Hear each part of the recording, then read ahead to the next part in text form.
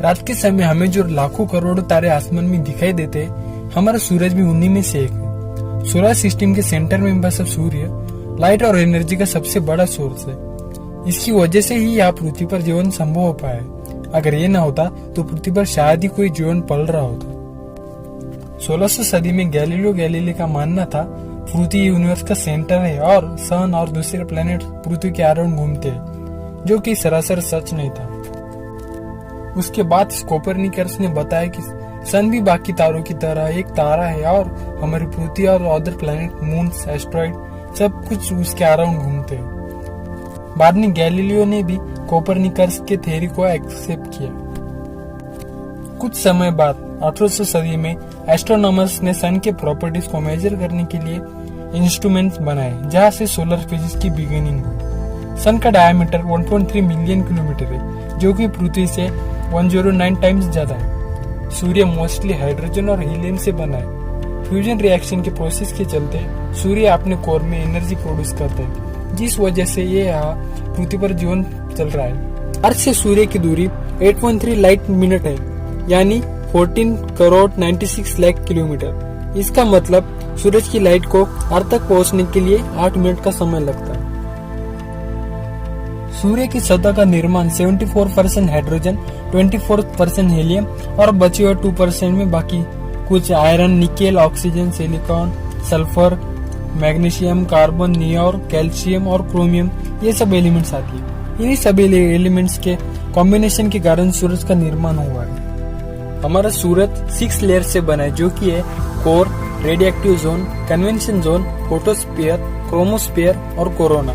सूरज जो लाइट और energy produce करता है वो यहाँ सन के कोर में प्रोड्यूस होती है। ये प्रोसेस बहुत ही कॉम्प्लेक्स होती है। सन के कोर का टेम्परेचर 15.7 मिलियन केल्विन तक होता है। डेंस प्लाज्मा से बना ये कोर 1,38,403 किलोमीटर तक फैला हुआ है। सन के कोर की डेंसिटी 150 ग्राम पर सेंटीमीटर क्यूब है, जो कि वाटर के डेंसिटी से 150 टाइम्स ज्यादा है।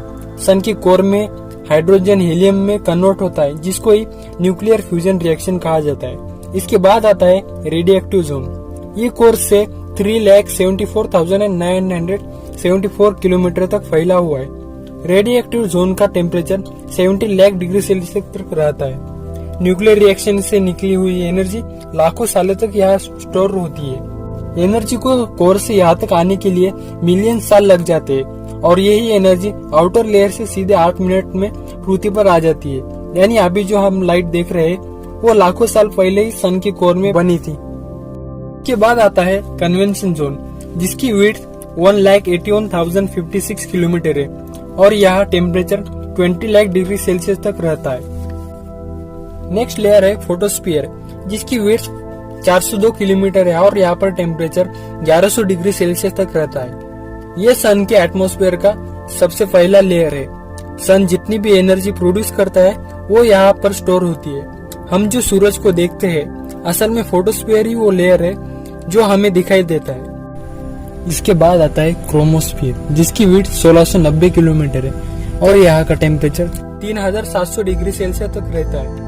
हमें ये लेयर सूर्य ग्रहण के समय अच्छी तरह से रेड पिंक कलर में दिखाई देता है। इसके बाद आता है सन का सबसे आखिरी लेयर, जहाँ पर 5500 डिग्री सेल्सियस में तपती हुई गैसेस के पतले लेयर्स होते हैं, जिसे कोरोना कहा जाता है। कोरोना 100 किलोमीटर तक फैला हुआ है और यहाँ पर टेम्परेचर 20 लाख डिग्री सेल्सियस तक रहता है। ये थे हमारे सन के लेयर्स। और हाँ, असल में सूर्य का कलर व्हाइट होता है क्योंकि इसकी लाइट पृथ्वी के एटमॉस्फेयर से होकर गुजरती है। पृथ्वी का एटमॉस्फेयर ब्लू और रेड लाइट को रिमूव कर देता है, इसलिए हमें ये येलो कलर का दिखाई देता है। टेलीस्कोप से देखने पर सन की सतह पर छोटे बड़े स्पॉट्स पाए जाते हैं, जिन्हें सनस्पॉट कहा जाता है। Solar flare and coronal mass ejection sunspot पर ही होते हैं। इन्हीं कुछ सोलर एक्टिविटीज की वजह से अर्थ पर ऑरोरास दिखते हैं। हमारी पृथ्वी की तरह ही सूर्य 251 किलोमीटर पर सेकंड की स्पीड से मिल्की वे गैलेक्सी के चक्कर लगाते हैं, जिसके लिए इसे 230 मिलियन ईयर का समय लगता है। हमारे सूर्य का जन्म 4.6 बिलियन साल पहले मॉलिक्यूलर क्लाउड के बह जाने के कारण हुआ था। हमारे सूर्य का जन्म से लेकर अब तक आधा हाइड्रोजन हीलियम में फ्यूज हो चुका है, लेकिन अभी भी इसके पास इतना फ्यूल है कि जिससे ये 5-6 बिलियन साल तक जलता रहेगा। हमारे सूर्य के पास इतना मास नहीं है कि जिससे ये सुपरनोवा में बदलेगा। जब कोई बड़ा तारा मरता है उसे सुपरनोवा कहा जाता है। हमारे तारे के आखिरी चरण में यह अपने साइज में 2 गुना हो जाएगा और जिसे रेड जायंट कहा जा सकता है। इसके बाद सन के पास सिर्फ 120 मिलियन साल बाकी हो गया और सन अपने ही कोर में सिकुड़ने लगेगा। इसके 20 मिलियन साल बाद यह अनस्टेबल हो जाएगा और इसका मास और तेजी से खत्म होने लगेगा और हमारा तारा व्हाइट ड्वार्फ में बदल जाएगा।